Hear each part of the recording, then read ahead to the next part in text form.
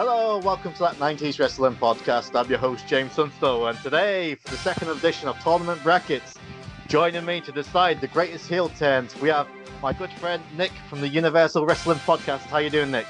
Yo, what's up, James? I'm living the dream, my friend. Thanks for having me on. Awesome, it's great having you back. And all the way from Canada, Canada's #1 podcast, in my opinion, and of many others, Mr. Kyle, the spoiler, Morin. How you doing, Kyle? What is going on, gentlemen? Thanks for having me.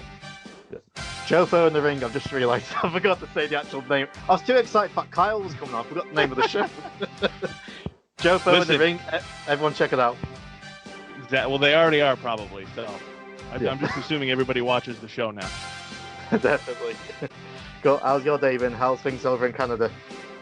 It's good. The snow's melting, so hopefully the curfew will be lifted. We can all leave our houses past 8 p.m. Awesome. Things are starting to pick up over here now. Obviously, our winters is nothing like what you get over in Canada and America, but we're just not used to it. So now the weather's starting to Texas. Oh, yeah. I've seen the video. Some guy was actually trying to open the car door. It was frozen. He's actually had a hammer trying to knock the ice off. I'm like, wow. It's crazy. Cool. So, lads, talking about heel turns. Can't be a good heel turn in wrestling for a change of character, direction of a wrestler, and storylines. Is there anything better in wrestling? Not according to the Big Show. He loves a good heel turn. Spoiler alert, the Big Show won't be appearing tonight. And I guess you can't add John Cena. Oh, yeah. Captain Insano is all elite. Oh, Go. Man. So the greatest heel turns. So we've got 16 to choose from. So if whoever's watching, if your favourites ain't in the list, put them in the comments section. I'm sure we'll talk about next time. But a couple of ground rules for this tournament. So no one can appear on the list twice. So it's one heel turn per person. And the way we're going to rank these heel turns is the shock factor of the heel turn, how this heel turn, I suppose, was built up, and the aftermath of the heel turn, and how much that heel turn went on to affect that guy or the business. So we'll start things off strong. So, are you ready for round one? Let's go. Let's do it. Cool. So round one, we've got Andre the Giant turning on Hulk Hogan, and that is up against Seth Rollins turning on the Shield. So, sorry, go ahead. So before we made decisions, so a bit of background check, I suppose. So Andre the Giant, before this happened, he was one of the beloved baby faces, and and Hulk Hogan was the champion, and Andre, I suppose you could say, was the number 2 face of the company. And what led towards this? So on an episode, I think it was the Piper's Pit. I might be wrong. No, it was. Sorry? It was Piper's Pit. It was. So it happened on Piper's, but just beforehand, Andre the Giant and Hulk Hogan was both presented trophies. So Andre the Giant got a trophy for being undefeated in kayfabe in WWE for 15 years, and Hulk Hogan then got a bigger trophy for being the World Wrestling Federation champion for 3 years. Andre was reasonably pissed about it. And then a few weeks later at the Piper's Pit, Hogan was doing a promo with Piper. And Andre came out, not only with himself, but also with one of Hogan's biggest enemies at the time, Bobby Heenan. And Andre ripped off Hogan's cross, ripped off his vest, and declared that he was going to he wanted to challenge Hulk Hogan at WrestleMania 3 for the title. So what was your thoughts on this heel turn? Nick? I mean, who's going first? Yeah. You go, Kyle. I can go. Okay, you got it. Good. I mean, that was a huge moment. I mean, it led to WrestleMania 3, one of the, 93,000 in attendance. We saw Andre the Giant get body slammed for the first time on WWE television. We saw him get pinned for the first time, and passing of the torch to Hogan, and then not like Hulkamania kicked off, but like it got even stronger then. I mean, it was a huge moment. Yeah, what was crazy too is I think Andre was undefeated for 15 years and he never won the WWE Championship. So this, happening at such an iconic, stage is it's up there for me. Yeah, And it was right. funny because they gave Hogan the trophy for being champion for, like you said, what was it, like a year, or 2 years? Yeah. 3 years, I think. Yeah.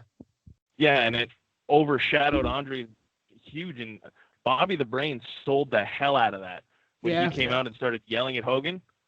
Oh, it's fantastic. I remember it's fresh because I remember watching. I went through this whole Piper phase like a month ago, just rewatching old Roddy Piper interviews, and that was like right at the top of the list. Awesome. Yeah. And what's Great crazy moment. too? Oh, my bad. What was crazy too is when Andre ripped the shirt off. He also ripped off the necklace, and then of course they're selling the blood, which it was just a couple droplets of blood, but still they were selling it. So Piper sold that too. He's like, "You're bleeding." Yeah. Yeah, it was great. And that's up against one, I suppose. I tried to think it was quite modern, but this happened like 7 years ago. 6 years ago. Oh, man, we're getting those. So, yeah, Seth Rollins 10 on the Shield. So the Shield, one of the most successful stables in recent WWE history. And I remember when the Shield first came about, a lot of people pinned that Dean Ambrose or John Moxley was pinned to be the star, the breakout star from the group. And then some people started getting behind Roman, especially at the 2014 Rumble, where they wanted him to win, believe it or not, against Batista, but Batista won. But then and Rollins was always in the background, you could say. And he was always the peacemaker. And for the few weeks, there was a little bit of dissension, but it was only between Roman and Ambrose. And, that was the story that was going on. And then they started the feud with Evolution. Great couple of matches on pay-per-view. And, the three of them's in the ring. And Triple H said, I've always got a plan B. And Seth Rollins hits the two of them with a steel chair and went on to become the man, or the man's man. And, joined the what's the name of the stable now? Triple H's, The Authority. Went on to join The Authority, and that year's Mania became champion. So, what do you think to it? I'll start with you, Kyle.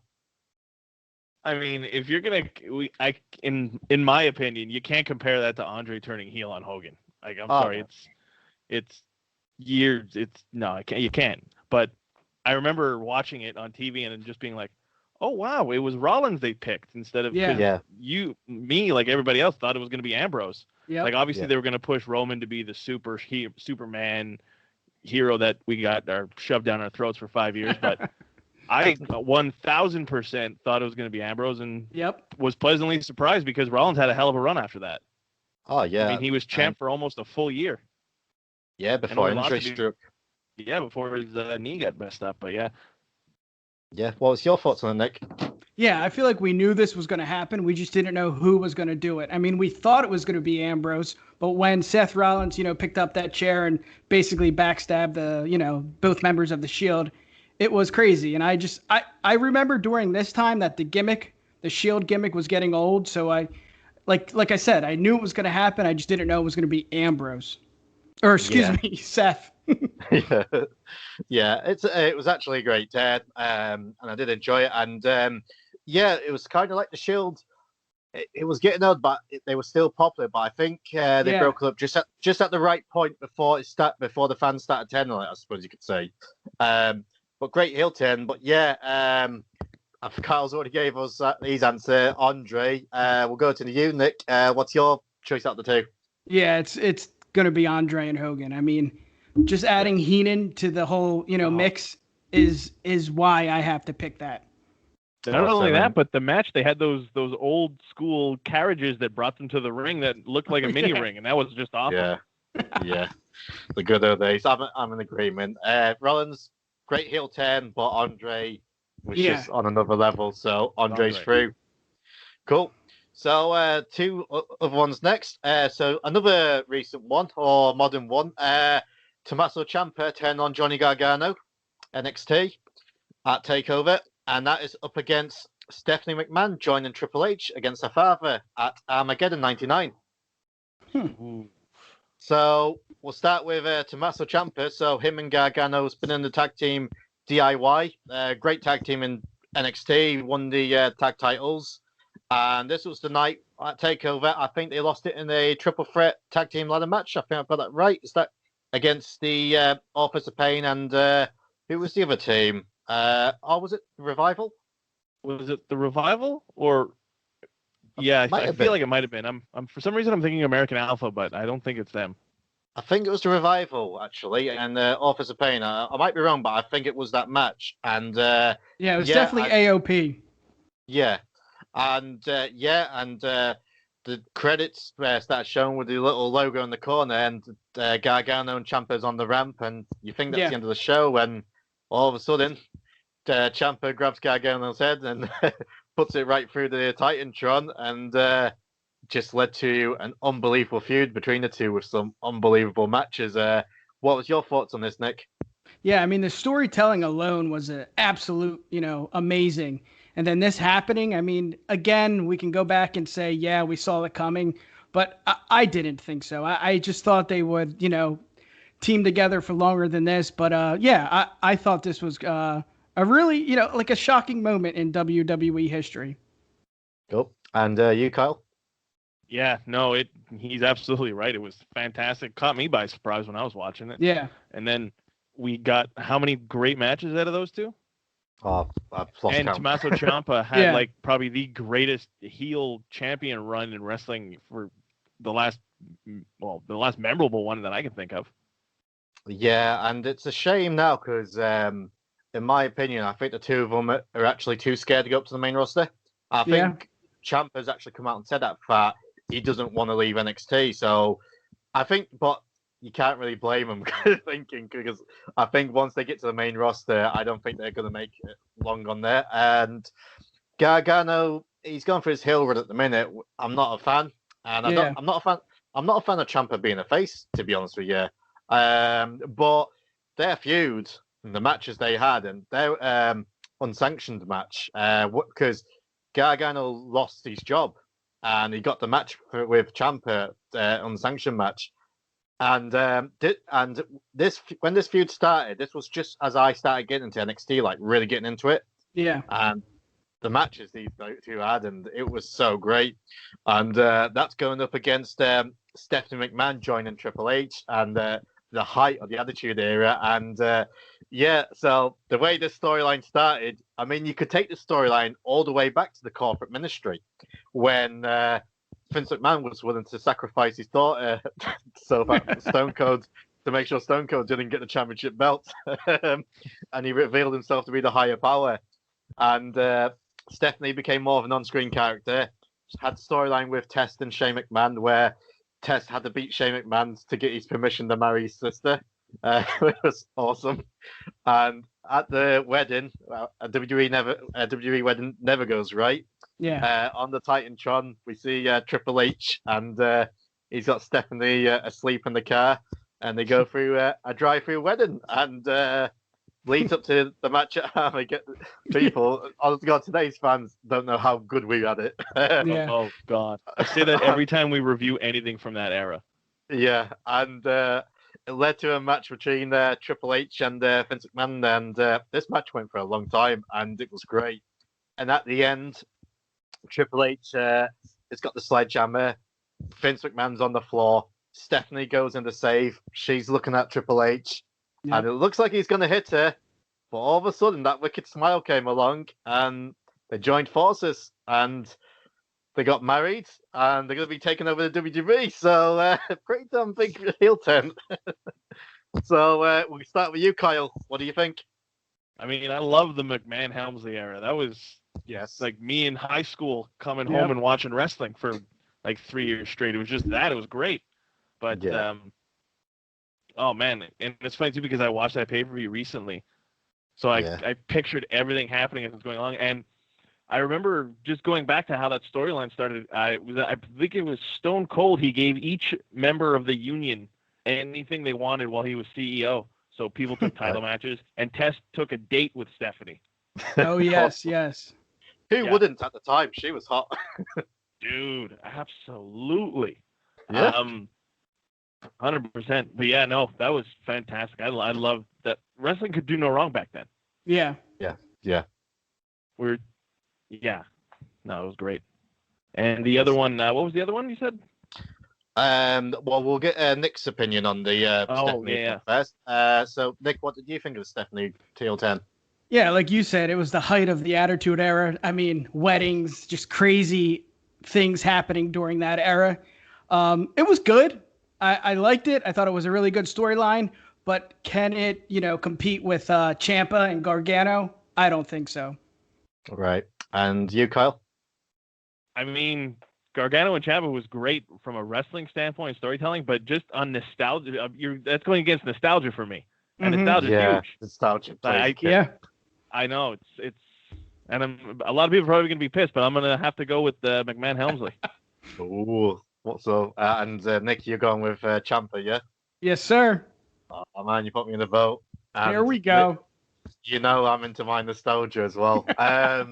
That 90s what's the name of your show podcast. Again? Yeah, by the way, I think the clue's in the title of my name. Love Ciampa and Gargano, great matches, and it was a great storyline. It really was, and but and there's a but. Let's the hear it. The McMahon Helmsley era, so good. Stephanie became she was quite beloved during this time, right? She was Daddy's little girl. Exactly, she was as innocent because Shane was put on heel at this point as well. He turned on Vince. Vince, believe it or not, for a period of time was a babyface, and then he became the higher power, and everyone felt sorry for Stephanie, like thinking, "Wow, how could someone do that to their daughter?" Yeah, and in Vince McMahon's words, it was just business. So, and another thing with a heel turn, what always works. There's got to be the heels have to believe they're in the right. And Stephanie, when you think about it, she's completely in the right to do this heel turn. Turning on her father after what he's done to her. So, in saying that, I've got to go with Stephanie because it led to so much great moments afterwards. So, Stephanie gets my pick. So, that's through to round 2. So, probably a little bit of an upset, but nostalgia wins. Yeah. Cool. So, we got 2 here. So we've got The Rock at Survivor Series 98 joining the corporation at the Deadly Games tournament against Mick Foley. And that is up against quite an old school one, Paul Orndorff turning on Hulk Hogan. So background check for The Rock. So The Rock first joined as Rocky Maivia, quickly got booed out the building, die Rocky die, joined the Nation. And that's when the Rock was born, and he just kept getting so popular with the fans till eventually the fans just turned him babyface. And leading up to this was the Survivor Series Deadly Games tournament, and the championship was actually vacant because Stone Cold lost it when he got pinned by both The Undertaker and Kane. I forgot the exact name of the pay-per-view it was at. I forgot, it was like Roadblock or something like that. I think. Something like I've that. Lost. Yeah, it wasn't Fastlane. That's a new one. But anyway, the two of them pinned him for the title, and all disarray. So the title was declared vacant, and it led to the Deadly Games tournament. And The Rock was, Stone Cold was the favorite to win it, and it looked like it was going that way. He scored a quick victory against the Big Boss Man. I forgot who else he defeated on the way, but it always seemed to be there was a story behind it. It was like the nightstick was being thrown, and he used the nightstick and things like that. And he went up against Mankind in the final. And during all this time, Mankind was visiting Vince McMahon hospital and the birth of Mr. Socko, and bringing in the clown and things like that. And he thought of Vince McMahon as a father figure, which is weird. So Mankind was convinced the corporation was behind him. But then The Rock slapped Mankind in the sharpshooter, and Shades of Montreal, you could say, ring the bell. And the people didn't screw the people. The Rock screwed the people. Yes, So thoughts on it, Nick? Yeah, I mean, if you compare it to something like Seth Rollins, where, the fans wanted to see, Seth Rollins be himself, be something different than the Shield. So we sided with the corporation. And when you side with somebody like the corporation or the Authority, it's so intriguing. And I just loved everything about this with The Rock and Vince McMahon and just the corporation itself. Cool. And you, Carl? I mean, it's The Rock. Yeah. he just came out of the Nation. He was like slowly turning babyface that summer, I remember. And then like you thought he for sure was gonna win once Austin was eliminated. Yeah. And then he turned fucking heel. I remember watching that just going, what the hell? Son of a bit. But then I'm like, oh wow, now Austin's gotta go after this guy. And it led to like how many great promos did we get out of those two? Not to mention all the feuds that led with The Rock and Mankind. Yeah. Like we got that I Quit match that Mick Foley doesn't remember. Yeah. Oh, it was fantastic. And the little Montreal jab in there too, which Vince McMahon couldn't resist, the son of a bitch. Yeah. I mean, bit of a spoiler like for everyone, unless someone tries to nick this try and steal this interview off me. I'm actually in talks with Russo to try and get him on the show. Nice. Oh, nice. Yeah, I mean, it'd be great if it happens. Like, I've been chatting for a while, but one thing I really want to talk about survived this show because, in my opinion, this is the pinnacle of his work. This is the greatest angle he's ever booked, in my opinion, and it's something I really want to talk about. So hopefully that's something that happens. So fingers crossed. You can ask him about Vic Venom. Oh yeah, I think he's actually brought that character back for his podcast. Oh, has he? Yeah. Cool. So that's going against an old school one, Paul Orndorff telling on Hulk Hogan. So background check for this. So at the very first WrestleMania, the main event was Hulk Hogan and Mr. T up against Roddy Piper and Paul Orndorff, and big match for the most important pay-per-view of all time, you could say. And the end of the match came where Bob Orton Jr. jumped off the top rope and he accidentally hit Orndorff with his casted arm, and Piper blamed Orndorff for the defeat, and Hogan kind of took him in, and he turned babyface, and they had some tag team matches. So in this one particular event, it was Hogan and Orndorff up against the team of Big John Studd and King Kong Bundy. That's a hot tag team in itself. And yeah, I think the faces won by DQ, and Orndorff held up Hogan's hand and clotheslined him and hit a great pile driver, and went on to join with Bobby Heenan, and it actually led to a massive match over in Canada, and it was in front of a massive crowd, a steel cage match, and both of their feet actually hit at the same point. I think I've got this right, and I think they ended up having a rematch, and Hogan won the feud, but it was quite a shocking heel turn at the time. So it's a bit of an old school one. So I don't know if you've got much knowledge about it, but we'll start with you, Kyle. Do you have much knowledge of this one? Just from what I've read about it, but you got to think though, anybody who's like best friends with Hogan, you're automatically in the spotlight. So anytime he's got a friend with him and that friend turns on him, it's always going to be huge when somebody drops Hogan, especially back then. Because when did it happen? Hardly ever. Exactly. So, yeah, no, I mean it is huge, but for me, I gotta lean on nostalgia again. And take The Rock with this one. I mean, I love Hogan. I'm a Hogan guy, but come on, it's The Rock. Yeah, true. You, Nick? Yeah, I definitely had to do some research on this one, but one thing that sticks out to me is when they won the match against King Kong Bundy and Big John Studd, the celebration, the raising of the hand, and then the clothesline. I mean, that's just something you don't see often, teams celebrating and then out of nowhere, boom, a clothesline. So that's the one thing that I can, when I watch it, it sticks out to me, but I'm going with Jofo. It's got to be Rocky. Yeah, it's great. And I'm actually a fan of Orndorff. I don't think he gets enough credit, and I think he's hit some pretty rough times lately. Yeah. But yeah, it was a great heel turn, but I'm in agreement with The Rock. And what's the deal with Hogan getting turned on after tag matches? Didn't Shawn Michaels kick his head off too after tag match once? Yes.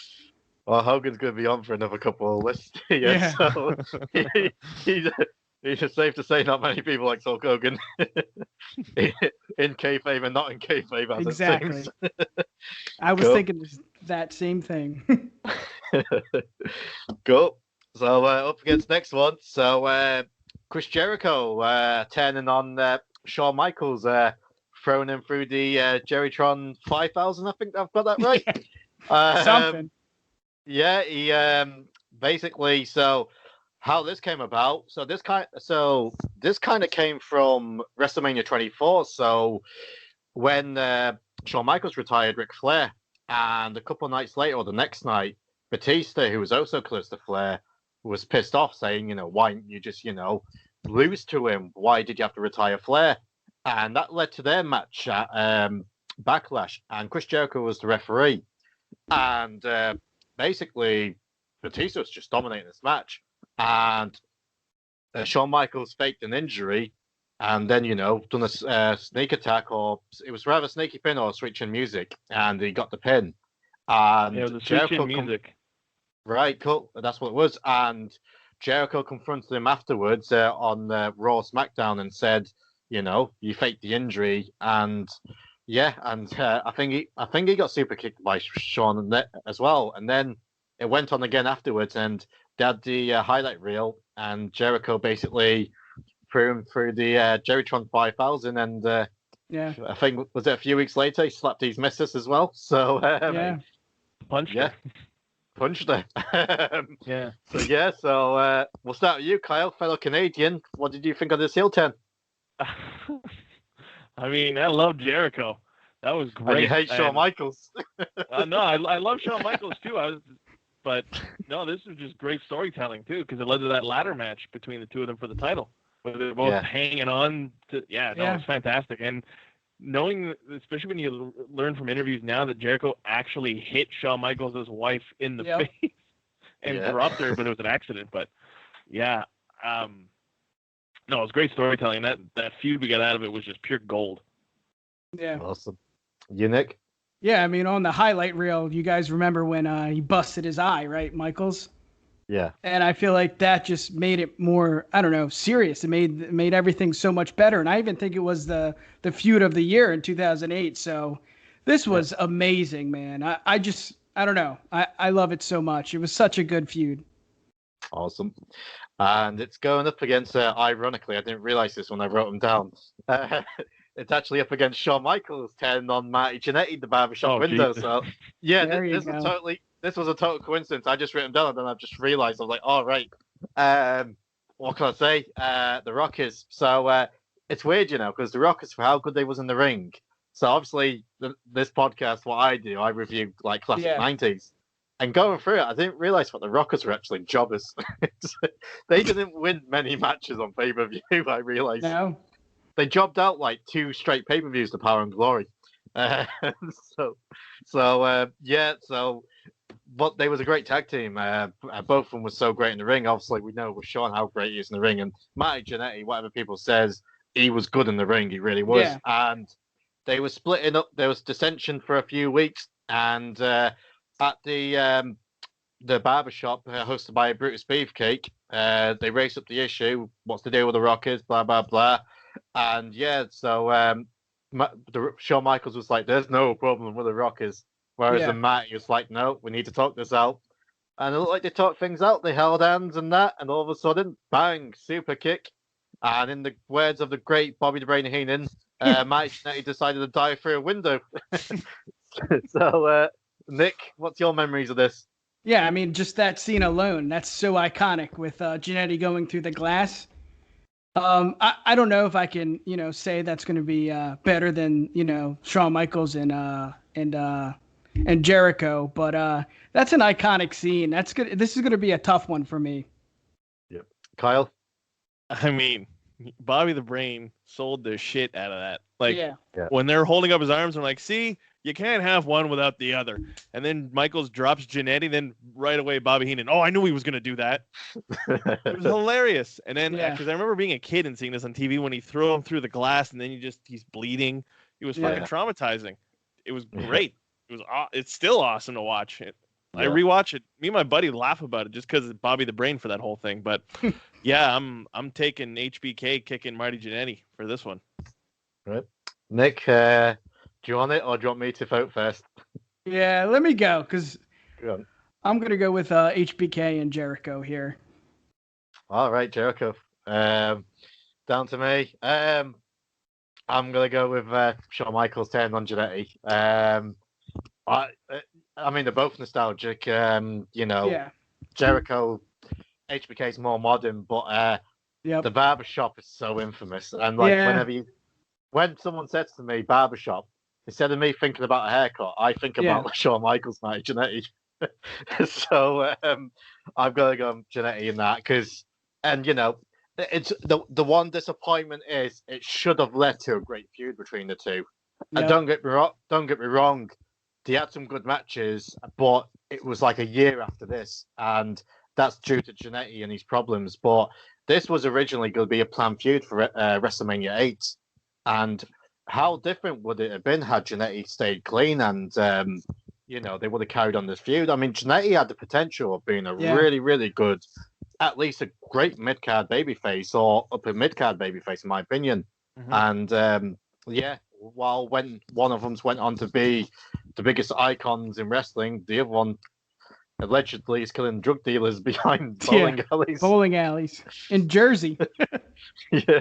So I'm gonna go with HBK Jannetty. Cool. So next one, big one. Stone Cold Steve Austin joining the devil himself, Vince McMahon, at WrestleMania X7. So wow. Yeah. Backstory: Austin and McMahon, one of the greatest feuds, if not the greatest feud of all time, during the whole Attitude Era. And he got injured. He had to take some time off, and they done the Angle, who ran over Stone Cold, and Rikishi did it for The Rock. When they realized that wasn't working, they decided to say, Triple H planned it all along. So that happened. And then Austin won the 2001 Royal Rumble, which me and Nick voted last time, decided it was the greatest Royal Rumble of all time. So, yes, sir. Yeah, that's a good call. I've just spoiled that episode for everyone, but if you want to check it out, by all means. It's okay. You spoiled it with the spoiler on your show. Don't worry about it. Just blame it on me. Everybody else does. And so Austin won it, and it led on to him and The Rock at WrestleMania X7 unanimously. I think it's felt the greatest WrestleMania of all time. I think we're all in agreement. The atmosphere for this match, and Austin just couldn't beat The Rock. Hit studders, rock bottoms, came to the point where Vince McMahon handed him a chair and just whacked The Rock. It must have been like 20 times, and defeated him and joined Vince McMahon. And in my opinion, that was officially the end of the Attitude Era. So, what's your thoughts on this turn, Nick? Yeah, I mean, shaking hands with Satan himself. I mean, the call was iconic. I couldn't believe what I was watching. It's crazy. But hindsight is 2020. This should have never happened. At the time, I loved it. I thought it was awesome because, I mean, if we're just speaking about a heel turn itself, nothing about the future, the past, this was epic. Yeah. Kyle? I mean, I'm a Stone Cold guy. Yeah. So when I watched that, I was fucking shocked. Yeah. Like, I remember I was trying to be quiet too because I was watching it in my room and it was like past my bedtime, I think. So I'm trying not to like make any noise when my owners come in. And then the biggest thing to ever happen in wrestling after Hogan turning bad guy happens, and I'm like, what the fuck is going on? But then again, we ended up getting the 2-man power trip and had that run going, which was awesome. But overall, though, it was huge. It was a big deal back then. Yeah. I remember I couldn't wait to get to school to talk about it. Yeah. I mean, how many kids can say that about today's wrestling when you think about it? Exactly. You know what I mean? Yeah. I don't think you can. I mean, and I'm not trying to put today's wrestling down. Like, you can. It needs to be. They're soft. We should. Oh, yeah. oh my, Natalia. Oh, my God. I can't believe they put me in a $1 bracket. Oh, shut up. I love your family, but come on, Natalia. But yeah, it's so shocking. And a lot of people shits on the aftermath saying, maybe Austin shouldn't have turned heel, but the 2-man power trip was awesome. And I love Kurt Angle. And the segments between Angle, Vince McMahon, and Austin, where Kurt Angle's got the little cowboy hat, yippee-ki-yay. That is so awesome to watch and so funny. So I loved it. And Oh, this is going to be a tough one, especially for Kyle. That's Uh-oh. going up against Owen Hart turning on Bret at the Royal Rumble. Background check. Yeah. So Owen Hart, he had a run originally in WWE as the Blue Blazer. Had a few matches, didn't really work out. Contemplating leaving wrestling altogether to become a fireman, I believe. And so the original person who came up with the idea was actually Bruce Hart. And in Bret's book, which I recommend to everyone because it's the greatest wrestling book ever written, it is. So he came up with the idea, but Bret thought, Bruce wasn't really the greatest wrestler, and he thought it would be so much better for the angle to be a jealous little brother rather than an older brother. So he talked Vince round, Bret did, to say bring Owen in. Started off at Survivor Series where it was the Hearts against Shawn Michaels and the Knights because Jerry Lawler was on probation at the time for some shady things. And Owen Hart was the only Hart brother to be pinned during the match, and he was pissed off with Bret because of accidental elimination. And they talked it over family holidays, and that led to a tag team match between the Hart brothers against the Quebecers. And Bret Hart wouldn't tag Owen in for some reason, and Owen decided to kick Bret's leg out of its leg. Led to an unbelievable match at WrestleMania and a great match at SummerSlam, and they feuded for the title, and it raised Owen from being a lower mid-card guy to someone who could wrestle the main events. Start with you, Kyle. It's funny because me and Frank, we had just done we got a review for WrestleMania 10, so we literally just watched this match a couple days ago, so it's super fresh in my mind. It's great though, great storytelling, like that whole after WrestleMania all the way to SummerSlam. We're calling it the Summer of Owen because he killed it in every aspect. He won the King of the Ring that year. That's right. He had that hell of a cage match with Bret at SummerSlam. It was good. It was a better storyline than what happened with Austin afterwards, I find, in terms of story. But in terms of like gravity and impact, I got to go with Austin in this one. Right. Nick? Yeah, I mean, most heel turns you could see coming. You saw Seth, but for me, I did not see this one. And, it's, like not the Hart family. It can't be. No. And it happened. I was so happy for it. I was so happy to watch this, but yeah, I don't think this has any competition. I'm going to go with Stone Cold here. Yeah. Two great heel turns, and I would probably have gone with Owen because I love the Hart family and the feuds, but it's tough. But even saying that, like it would only be the narrowest of margins why I would choose that. So, but Austin's going through.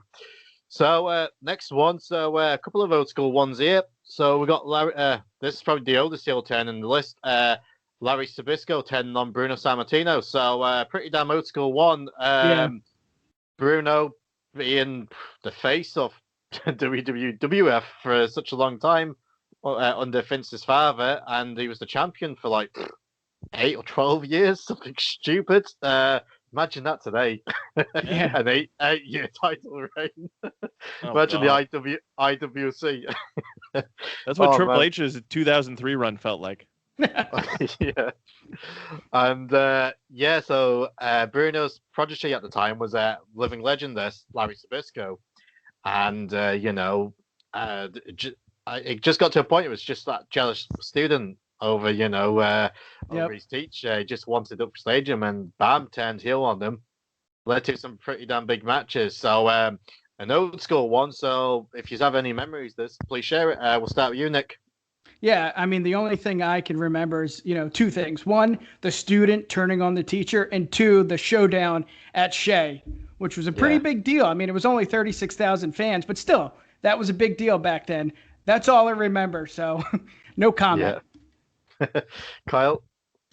Well, I mean, when I grew up, Larry Zbyszko was like the announcer who hated the NWO and WCW.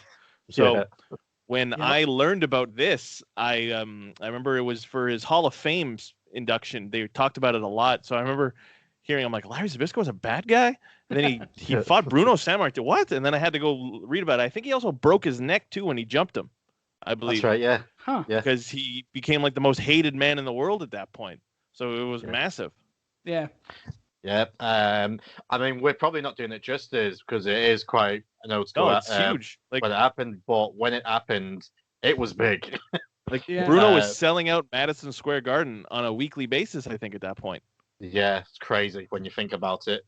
And that's up against Paul Bearer 10 and The Undertaker. So an unwrestler manager. So The Undertaker and Paul Bearer was together from 91 and many years of success. And then, came to a match, Undertaker against Mankind, and Paul Bearer finally turned on Taker.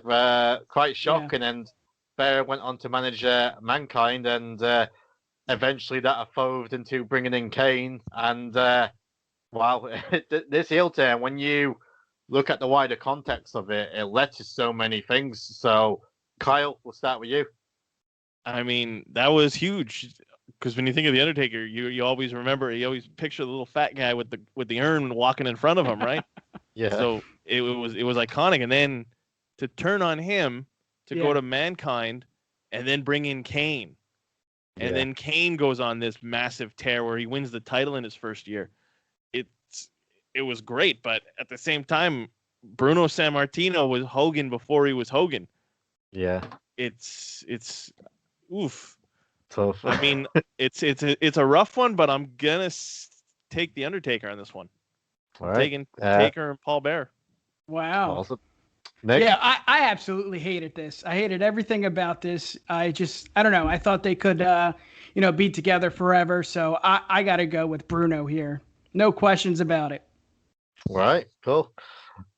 Tough one. Yeah.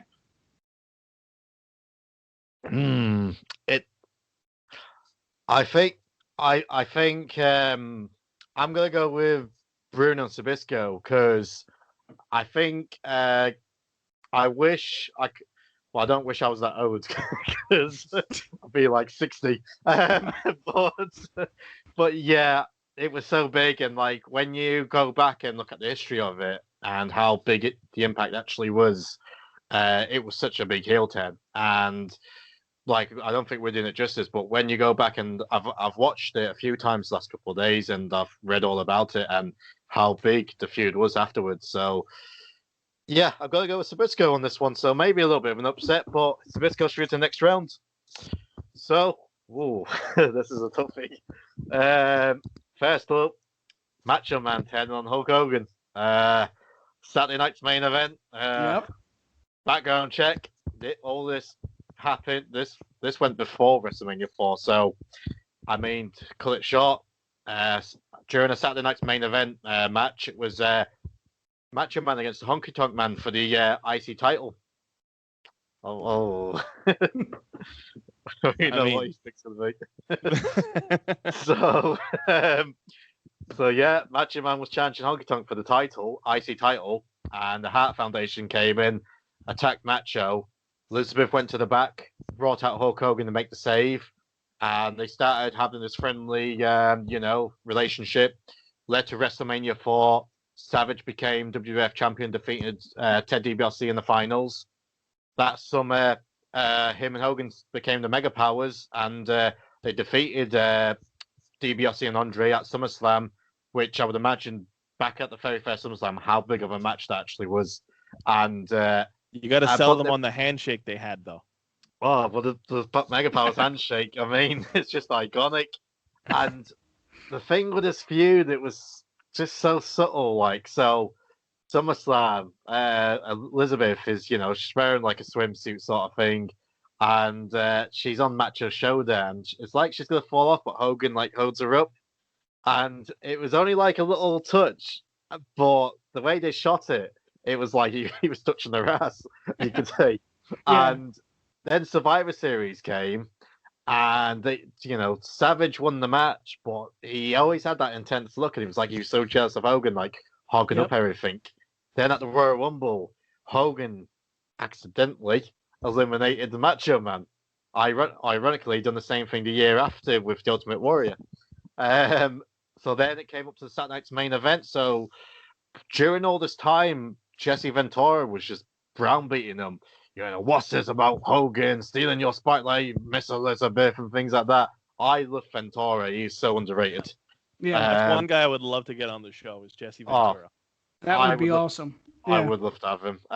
Funny enough, I was actually looking to him thinking, where's these details? I've got no clue. So, but he would be great. I'll just love to speak to him about Predator. A goddamn sexual Tyrannosaurus. Awesome. And just kept hammering it home. Ventura just putting that paranoia in Macho Man. So at Saturday night's main event, they're in the main event against the Twin Towers of Akeem, the African Dream, and the Big Boss Man. Liz accidentally gets knocked off the rope, and Hogan takes her to the back. And after the match, Savage goes to the back, paranoid, and attacks Hogan. Led to WrestleMania 5. The Mega Powers exploded. Kyle, you've brought up the case. Let's hear it.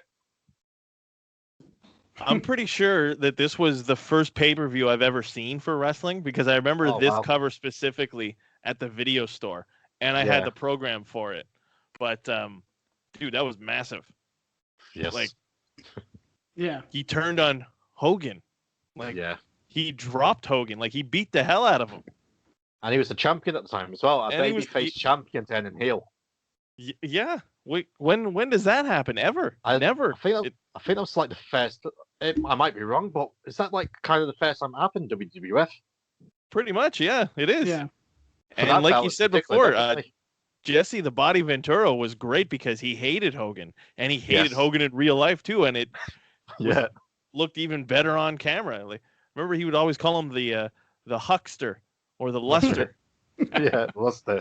That's right. Yeah. Oh man, no. And the match they had was great too, and the way Hogan Savage would shoot Elizabeth away during the match, and then they're outside in the ring, and then she comes out and he puts her in front of him to stop Hogan from getting to her. Oh, it was perfect. Yeah, it was awesome. Nick? Yeah, I mean, I know Hogan isn't the best in the ring, but that match at Mania with Macho, it was a really good match. But one thing that I remember the most about this whole feud is the promo from Macho Man talking about promises. You remember that Hogan couldn't keep his promise, couldn't protect or help Elizabeth. So that was an epic promo. But yeah, man, this match was awesome.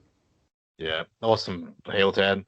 Yeah, and it's going up against a pretty damn good one as well. So this one was from World Class Championship Wrestling. The Fabulous Freebirds turns on the Von Erichs.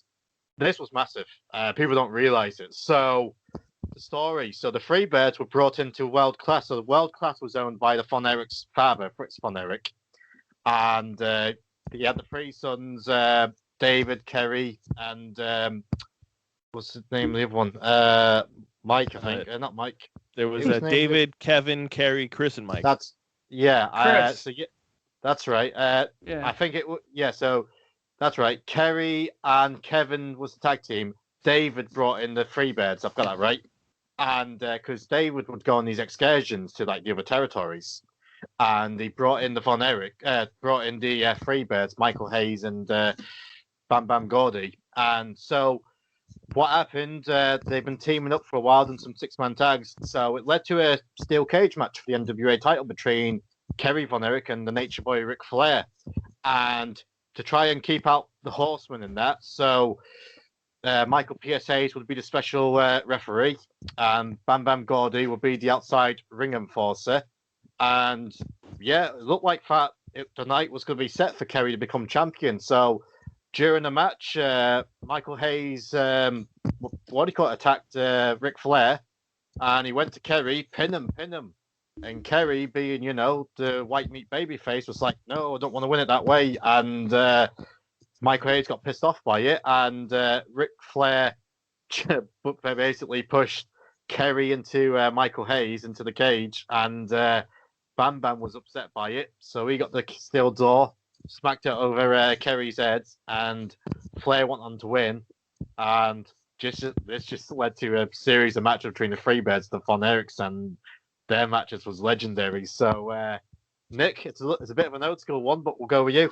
Yeah, I don't know too much about this, but I do know how big this was and how underrated this was. I mean, we talk about heel turns all the time on the podcast, but we never bring this up, and it's kind of a shame. So I don't know too much about this, and I might get heat for this, but yeah, I don't know too much about this one. Okay, Kyle. All I know is that if you were in Texas in the 70s and the 80s and you didn't know who the Von Erichs were, Yeah. I think you got ran out of Texas. Yeah, because they were huge. Yeah, and like I remember hearing Austin talk about it all the time on podcasts and shows that, like, if you were gonna go to a wrestling show, it was most likely gonna be the Von Erichs versus the Freebirds, and how over were like it's crazy because every time one of the Von Erichs died, the funeral would be massive. Yeah, it'd be like one of the royal family died. It would be like that pretty much. It was it's insane how popular they were, and it was just, and like it didn't translate to like now you look back and you talk to like a casual fan now, you're like, hey, do you know Kerry Von Erich or anybody? And they're like, no. Yeah, it's like, crazy. Like, it should be more famous than it is. Yeah. Yeah, I mean, the Von Erich family, they call it the Von Erich curse. Like, all but one of them, David, 6 sons, and only David is still living. And I think Kerry in WWE, when he came, I think he was only on one leg. I think he had his foot taken off. Eh? Yeah, if I'm not mistaken. Which is insane when you go watch his matches now. Yeah, I found out a few years ago. I'm like, wow, really? And like, he had like a good match against Mr. Perfect at SummerSlam to become IC champ. So it's crazy to think. I would love to get his daughter Lacey on the show one day to have a chat to her about Kerry and her career. But great heel turn, great feud. But we'll go with you first. But I've got an idea who's going to be the winner. But Nick, who's your choice? What was the other one? Did we do one? Macho. Oh, okay. My bad. Yeah. I'm going to go with Macho Man here. Cool. My bad. Kyle. All right, Kyle. Yeah. I mean, I gotta snap into a Slim Jim for this one. Cool. Yeah, love the Freebirds turn, great heel turn and feud, but Macho Hogan. I mean, we'll probably talk more about it later, but yeah, that's definitely going through. Cool. So we're down to the last one. I wish these was up against different people. Right, we've got Bret Hart double turn at WrestleMania 13, where he turned on America. I mean, I guess he turned babyface. America is the biggest heels in the world. Sorry, Nick. You're good. So I mean, it's so weird because for me, Bret Hart is 91 to 93. Bret Hart, the ultimate babyface. Yeah. And last year, no, it was 2 years ago, I think, or last year, I made it my mission to watch every Raw 1997. Because everyone says 1997 is the greatest year in wrestling. It is, by the way. Yeah. And so it started off Bret Hart coming back at the Survivor Series of 96, handpicking Stone Cold. Stone Cold, I want to work with him. That's legit. He actually wanted to work with Stone Cold. I interviewed Duke the Dumpster Drosy, and he mentioned that he was in car rides with both Austin and Bret, and he was like, yeah, Bret always said to me he wanted to work with Austin. He knew that Austin was the next guy. And came back. Unbelievable match. It's an overlooked match, I think, between the two at Survivor Series. And yeah, and then, things happen like the Royal Rumble, and the fans slowly started turning on Bret, saying he was whining and complaining. Yeah. And Austin would be like, all you do out here is just cry like a little bitch, basically. And which I guess it kind of was. And, the fans are just getting behind Austin. It was hard not to. Like, it just was badass and didn't give a fuck. And led to the match at Mania. And I mean, Kyle, I would imagine you've read the book, like how Bret talks how this match came together. The best way he described it when he talking to Austin, when he had him in the chapter, I want you to picture that scene of Jack Nicholson in One Flew Over the Cuckoo's Nest when he's trying to get out of the bathroom to rip the kitchen sink off, smash the window to watch the baseball game. That's what it was like. It's so fucking good. It led to Bret being the biggest heel in the company, which is hard to imagine. Yep. This great feud. He was a babyface all over the world, but Canada, but America. Sorry, everywhere he was a babyface in Canada, in Europe, in Africa, everywhere. in America, he was hated. Awesome stuff. Unfortunately, came to an end at Survivor Series 97. But man, this was so good. I recommend to everyone. Everyone always said that Bret Hart wasn't the best at promos. As a babyface, he wasn't the best. Watch 1997 Bret Hart for promos. Yeah. He's on another level. Kyle, take it from there. I mean, he turned America heel. Yeah. That's what he did. He turned an entire country and made them a bad guy. And because me being a Canadian watching that, I'm like, yeah, no, I agree with everything he's saying because like he's Mr. Canada. He's our prime minister, basically. Yeah. It was fantastic. And you're right. No, because I did rewatch a bunch of Raws from 97 and just like, even when he didn't wrestle, when it was just him cutting promos in like the wheelchair and he had all of the Hart Foundation around him, it was great because he turned heel. We got the Hart Foundation back.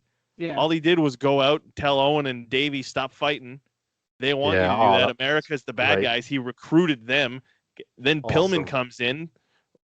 And, it was the greatest time to be a wrestling fan was in 97. And it was basically because of that. Because everything got turned around. Like, Austin was the good guy. I was like, what? He swears and he wears black. What do you mean the guy I've been cheering since I was 5 is the bad guy? What? No, you're insane. Yeah. It caught us a lot of like division among wrestling fans too, because I remember arguing with my friends going, fuck you, Bret Hart's still the man. Oh, he's a pussy. Oh yeah, I'll fucking show you. But yeah, it was great. It was awesome. Nick, I suppose, you're the heel here. American perspective here. We got it's great. We've got an Englishman, a Canadian, and an American. It sounds like the beginning of a bad joke. Nick, your thoughts? Yeah, I mean, the whole thing with, I guess, from the American perspective is Bret Hart kept on complaining, but that was part of his gimmick, and that's what made him so good. But I just think what I'm thinking about here is this is the start of Stone Cold Steve Austin. So this was huge. Yeah. And not only that, but like if you look at it from Bret Hart's perspective, it's like he's done everything by the book, by the rules, and then all of a sudden the rules were kind of being bent around him, and he's just like, what the fuck? No, that's bullshit. Exactly. Like, the business was changing, but he didn't want to change. He wanted to keep it as is, but it was great storytelling. I wish this was up against, and if this was up against any other heel turn, I would say this one would be going through. I think it's up against Hulk Hogan joining the NWO. Oh, no. Yeah, I mean, this is the last one around, so... Yep. See ya. What are you doing to me? I wish I read this. This could easily be the final. This really could be the final. Yep. Oh man, we've just talked that up so much. Hogan joining the NWO. I mean, what can you say? What hasn't been said. Hogan being the beloved babyface for 10 years, if more. So context for anyone who's been living under a rock, who's never watched a wrestling show before. Kevin Nash and Scott Hall, the former Diesel and Razor Ramon, jumped ship to WCW in 1995 during the Monday Night War. And they teased, they was the outsiders, and they teased they was going to have a third man. According to Dave Meltzer, that third man was going to be King Mabel. So that's why you don't read Dave Meltzer, folks. So the backup plan was going to be Sting, believe it or not, which was weird when you think about how this feud went on to be. Yeah. So it led to a match at Bash of the Beach. It was Scott Hall and Kevin Nash and a third member up against the face painted trio of Sting, Lex Luger, and the Macho Man Randy Savage. And Lex Luger got taken out the match pretty quick and kept going. So all of a sudden, Hulk Hogan came out. Bobby Heenan said, "Is it Hogan?" I love Bobby, but he spoiled it. And dropped the leg drop on the Macho Man. And Bobby Heenan was the greatest because he said, "I've always told you what he was like." He was telling the truth. He always tells what Hogan was like. Hogan joined the NWO. Mean Gene joined him in the ring, asking him why. Fans chucking garbage in the ring. They became the NWO. Kyle's got the T-shirt. They sold a shitload of merchandise. Massive ratings for WCW. They're the reason WCW kicked WWE's ass for 83 weeks. Bischoff will tell you that. Yeah, what can we say? Kyle, this is tough, but what's your thoughts on this? I mean, it's down to Bret versus Hogan again. Yeah. This is wild. Yep. But it's like the NWO, like that changed everything. It changed everything. Like you didn't know what was real, what wasn't. They were beating the hell out of everybody on the WCW roster. WWE guys were jumping ship over, and they get thrown into the NWO. It was insane. Like, but at the same time, Bret Hart and you know what? I'm taking the NWO. I'm taking Hogan. Yeah. But by like a cunt hair, but like a fraction. Yeah. He won, but not by much. It was a fight. Yeah. I love that. I know that's my new one. Passport's getting revoked for saying that, but there you go. Nick. Yeah, as much respect as I have for Stone Cold and Bret Hart, I mean, this was such an iconic moment. The leg drop, I mean, Hogan walking down. I mean, I can remember this, Hogan walking down, pointing towards the ring. It was just iconic. So this is going to be tough, but I don't say this often, but I got to go with Hogan here. Hogan. You fans can stick it, brother. What? No, you're not supposed to say that. It was tough. It really was. I mean, I'm gonna go Hogan, but this very easily could have been a final. I wish these bracket. I just done it random. I wish these two was up against different people because this very easily could have been the final. But you gotta give it to Hogan. It's tough. It really is tough. But you gotta give it to Hogan. So guys, that's the end of round one. So before we start round two, we'll talk about each of us podcasts. So we'll start with you, Nick, Universal Podcast. Tell everyone about the great stuff you've been doing. Yes, sir. So we're just two guys from South Jersey talking all things wrestling. We do it we drop episodes every 2 weeks, and we just talk about the current product, past things from, the Attitude Era, and just a little bit of everything. And it's just, I don't know, we love it. We have fun just talking about it. You can find us on Twitter at the UW Pod and Instagram at UW Podcast. Awesome. And Kyle, tell everyone about Jofo. I mean, I love your live streams to begin with, but tell everyone about them. I mean, we do live streams for pretty much all of the pay-per-views. We just did one for GSW recently. It was one hell of a show. If you guys didn't check it out, go watch the pay-per-view and actually watch Frank's watch along with it too. It was a lot of fun. Yeah. We do that. We do interviews. It's just me and Frank. Sometimes we throw Jeremy Prophet in there. We got him recently by himself with TJ Wilson. Great interview. If you haven't checked it out, I highly recommend it. We got an interview with the Godfather that's going to be dropping pretty soon. That's going to be a good one. Awesome. We basically do everything. Good idea, bad idea. I'm doing spoiler alerts for pay-per-views. We do a weekly AEW review. We might branch that out and do more than one. We got a lot of things in the pipeline coming. It's going to be good. And check us out on all the socials. Jofo in the Ring. Frank Jofo on Twitter, I believe. Or is are we back? We're back on Twitter then. Jofo in the Ring on Twitter, TikTok, Instagram, Periscope. Fuck, we might even dig up MySpace, dust that off. Who knows? But yeah, we're everywhere on the socials. Awesome. Great stuff. Cool. Right, so round two. So starting off hot, Andre the Giant. We talked in depth about it in the last round, how great it was. That's up against the Stephanie McMahon heel turn joining Triple H. So, I mean, we made the cases for him, but I mean, Andre. I mean, I suppose talk about Andre and that again. I mean, it led towards WrestleMania 3, one of the biggest WrestleManias of all time. So, yeah, it's up against Stephanie, and we talked about how much we love Attitude Era and the McMahon Helmsley Era. Guys, what do you think? Nick, start with you. Yeah, I'm not going to pick Steph here. I didn't pick Steph the last round. I'm not going to pick Steph here. I mean, Andre and Hogan is iconic. I mean, they're still talking about it today. You see documentaries on HBO, on all channels about this rivalry. You can't beat this. So I'm sticking with my guns here, Hogan and Andre. Cool. And Kyle? I mean, when you watch a WWE show and they give you the little Then Now Forever clip, What's the one image that stands out in your mind? It's Hogan slamming Andre. There you go. Yep. It's not fucking Triple H and Stephanie kissing. As much as they want it to be, it's not. Yeah. So I'm going with Hogan and Andre on this one. Yeah, I mean, I love both, and like I said, there's definitely the McMahon Helmsley era. I love that. So did I. That's when I really got into wrestling again as well. So loved it. But Andre Hogan, so iconic and such a great heel turn.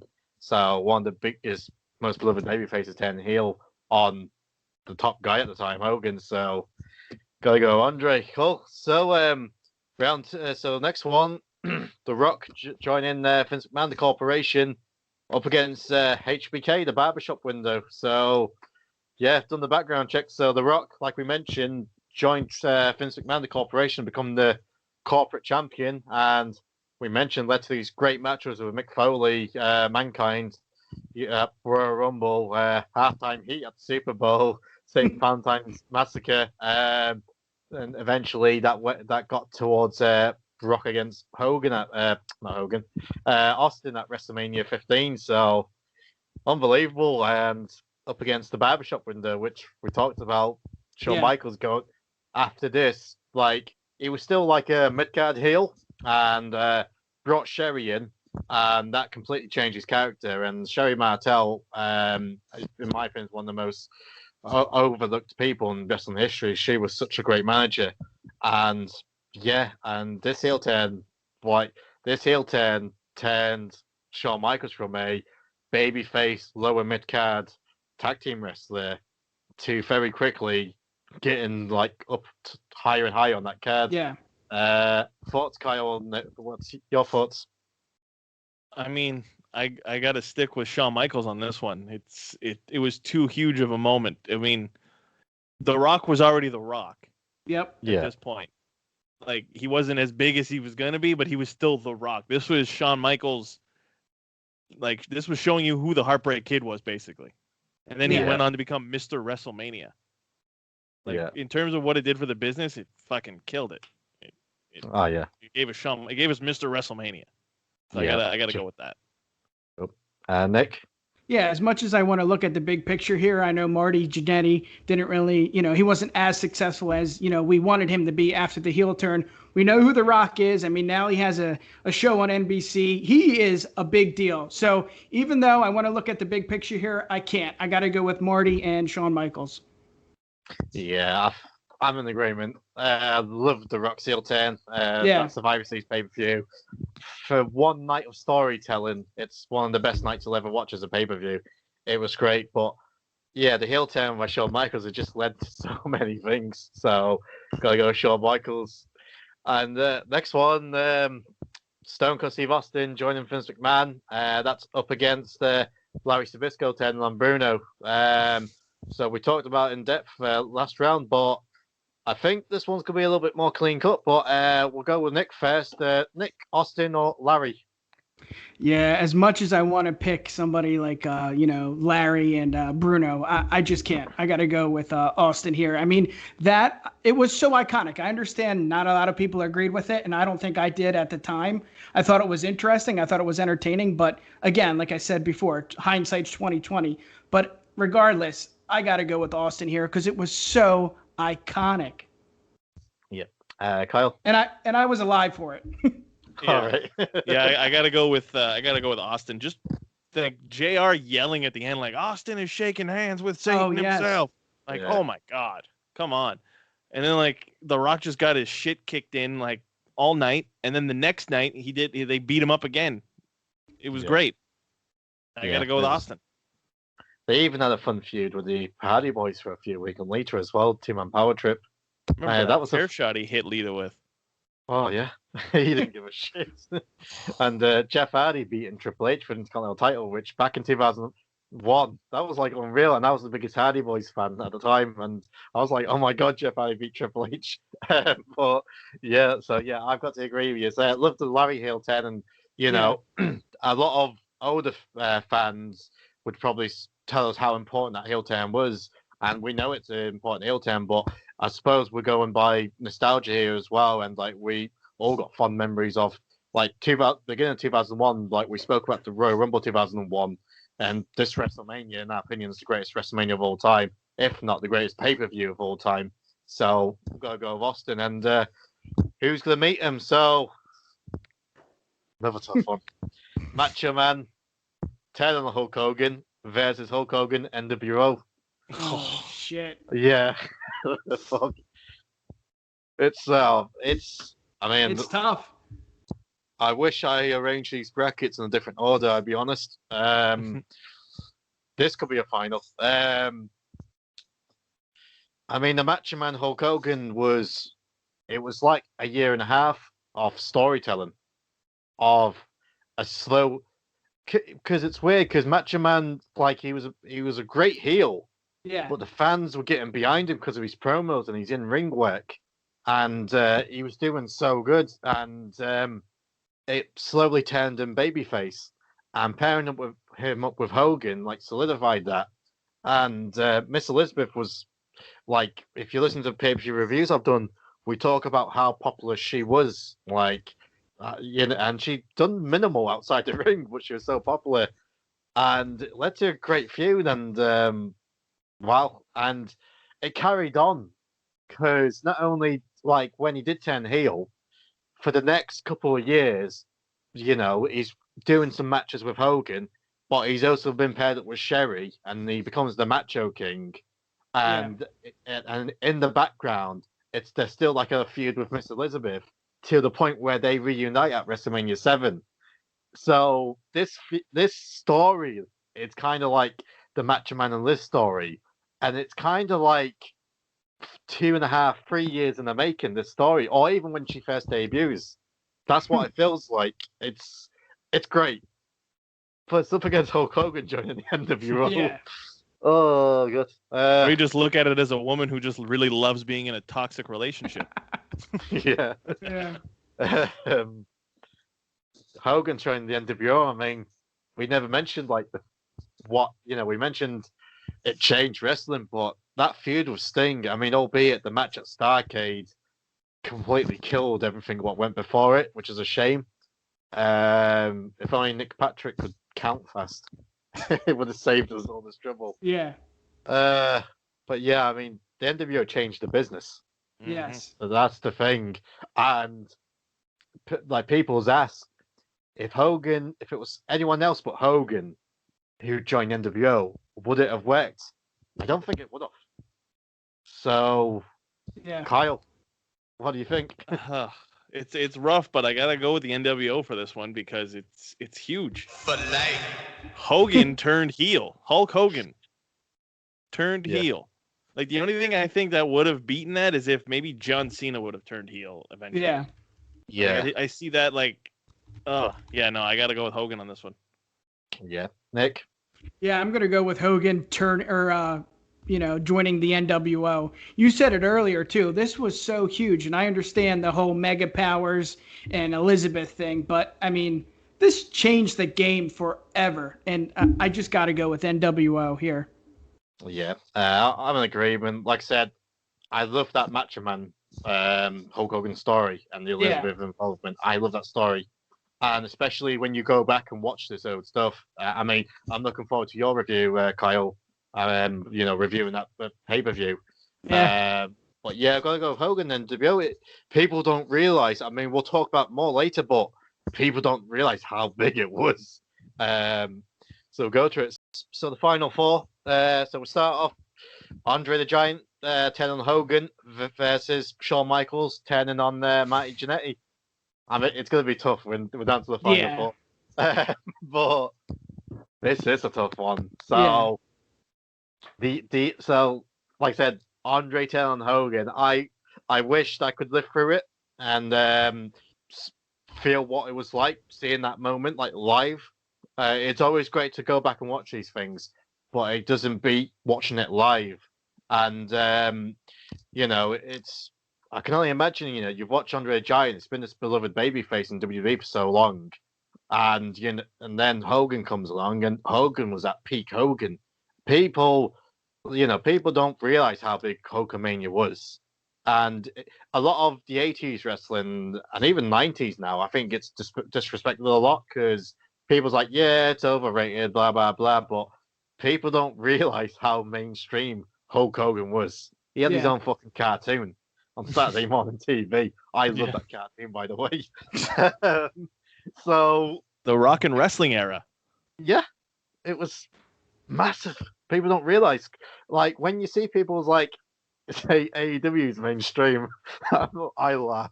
I'm like, you haven't got a clue. But like wrestling, WWE in the 80s and the Attitude Era, and Nitro in the Attitude Era, that was mainstream. Like, anyone would just sit down and watch it. Such a big heel turn. But this heel, like I said, this heel turn, Andre's beloved babyface finally turns heel. And I remember seeing Matt Striker do something, and his father walked in and he saw Andre. He said, how come Andre isn't the champion? No one would be able to beat him. And Matt Striker was like, shut up, Dad. but it's true. You look at Andre, it's like, who would beat him? And that's up against Shawn Michaels turning on Marty. And we mentioned it at the barbershop window. It's such an iconic moment itself. So this is a toughie. I think personally I might have to go Andre here, but Kyle, we'll go with you. I mean, this is a tough one, but I'm sticking with Shawn on this one. I'm sticking with Mr. WrestleMania. Yeah. I got to go with it. I mean, Andre turning heel on Hogan was huge, but I wasn't born yet, so it didn't really affect me at the time. When I grew up watching wrestling, Andre was already the heel. Yeah. So when Shawn turned on Marty, when the Rockers were one of my favorite tag teams, it was massive. And then he just went on to become the Heartbreak Kid. Again, Shawn, sticking with him. Nick, decide and vote. Yeah, I mean, like I said earlier, you got to look at the big picture here. The whole thing with Marty Jannetty and HBK, that was huge for the wrestling community, for the wrestling industry. But if you're looking big picture, the body slam, what this led to, it's a moment that everybody has seen or heard about. So I'm going to go with Andre and Hogan here. All right, so Hogan, Andre through. So could be an upset. So, well, right. So final one. There always seems to be Hulk Hogan involved in NWO. Oh, yeah. Hulk Hogan, NWO versus Stone Cold joining Vince McMahon. Wow. We've talked about it now, so yeah. Kyle, we'll go with you. I mean, as massive as Austin turning heel was, Hulk Hogan turning heel. Yeah. Like you'd hardly ever seen him as a heel if you grew up watching wrestling. It never happened. Austin, he was the heel before. He started as a heel, then grew into the good guy. But Hogan joining NWO was bigger. In my opinion. Cool. And Nick? As much as I love Stone Cold Steve Austin, and I know how much he's, done for the industry, just the whole thing with Hogan, the leg drop, him walking down to the ring, and then actually doing it is iconic. So I got to go with Hogan and NWO here. Cool.